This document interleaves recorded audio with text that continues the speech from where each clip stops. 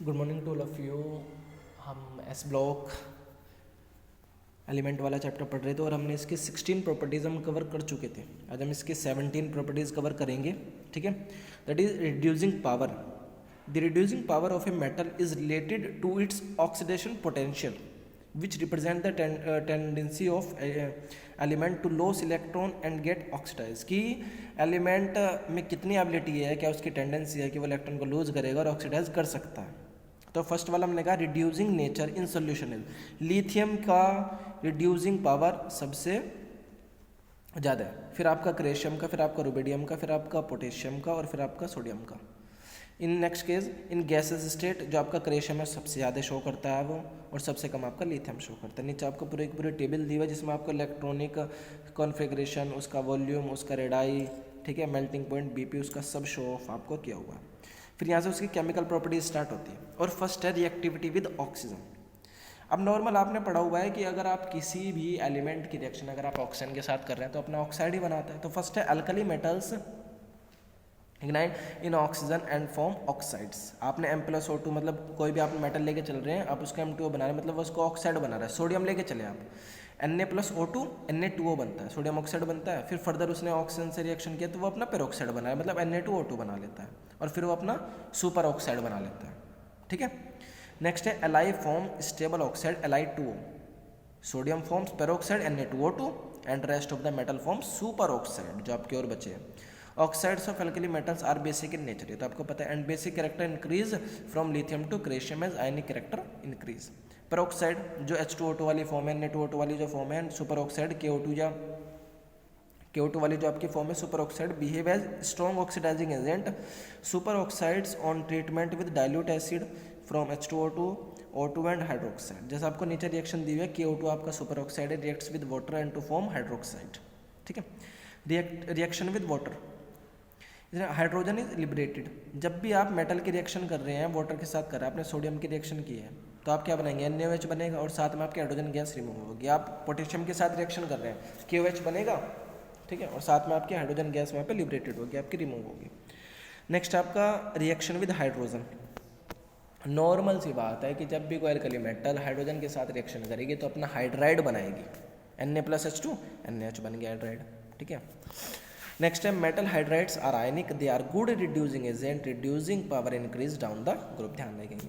Next है reactivity with halogens. Halogens आपके कौन कौन से होते हैं, fluorine, chlorine, bromine, iodine. Generally आप क्लोरीन ब्रोमीन आप यूज़ करते हैं।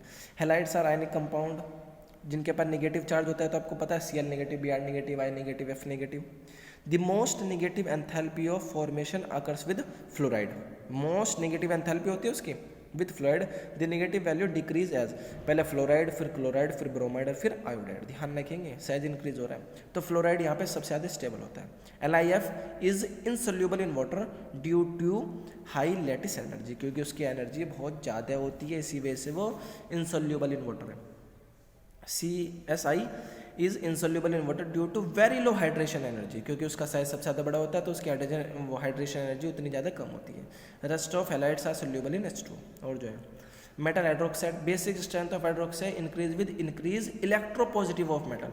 तो जितना उस पर पॉजिटिव चार्ज होगा उसकी बेसिक स्ट्रेंथ ऑफ हाइड्रोक्साइड उतना ही ज़्यादा होगा। तो CS पे ज़्यादा होता है जब आप नीचे की साइड चलते हैं, ठीक है, वो ज़्यादा इलेक्ट्रोपॉजिटिव होता है तो CS, फिर RB, फिर K, फिर N और फिर आपका Li। फिर सोल्यूबिलिटी की बात है हाइड्रोक्साइड में सेम केस रहेगा, CS की सबसे ज़्यादा, फिर RB, फिर K, फिर NF और फिर Li। नेक्स्ट है रिएक्शन विद डाइल्यूट एसिड। तो due to alkaline nature these metals react rapidly with dilute acid and the rate of reaction increase from lithium to caesium because of increase in basic character, क्योंकि उनके basic character increase होते हैं, that's why. Metal के carbonate, all these metals form M2CO3 type का, मतलब M की जगह आप Li रख सकते हैं, आप Na रख सकते हैं, K, RB, CS। तो नीचे आपको लिखा हुआ भी है, एग्जाम्पल है Li2CO3, lithium carbonate, sodium carbonate, potassium carbonate, rubidium carbonate, caesium carbonate. Basic character, ionic character, melting point, boiling point, these carbonate increase from carbonates of Li2CS। Basic character है तो नॉर्मली इंक्रीज हो रहे हैं। Li2CO3 is least stable out of all these carbonate because it is covalent and decomposed to Li2O and CO2 at low temperature। Order to stability का तो C S का सबसे ज़्यादा रहेगा, कार्बोनेट का तो एल आई का सबसे कम ही रहेगा। Stability of carbonate of first group metals in वो greater than stability of carbonate of second group metals. ध्यान रखेंगे कि फर्स्ट वाले का जो स्टेबिलिटी है कार्बोनेट के लिए वो ज़्यादा होती है कंपैरिजन टू सेकंड जो आपका ग्रुप है। फिर नाइट्राइड्स की बात हुई है। Among all alkali metals only lithium directly combine with nitrogen to form nitride, ठीक है। Other alkali metals combine indirectly with nitrogen because Li3n is covalent, and as the metallic character increase, the tendency of donating electron and forming ionic bond increase, due to which strength of metal nitrogen bond increase। ध्यान रखेंगे इस बात का। Next आपका sulphate SO4 जो आपकी form है। Basic character ionic character melting BP solubility thermal activity and reactivity increase from Li to CS। तो CS की सबसे ज़्यादा सल्फेट की फॉर्म बना रहा है SO4-2 जो होता है आपका। फिर आपका नाइट्रेट्स, ठीक है, नाइट्रेट और नाइट्रेट होता है। नाइट्रेट आपका NO3-1 होता है। Their basic character ionic character solubility MP BP and thermal activity increase from Li to CS। तो नॉर्मल सा है कि सबकी मोस्टली क्या है आपकी इंक्रीज है ना CS की।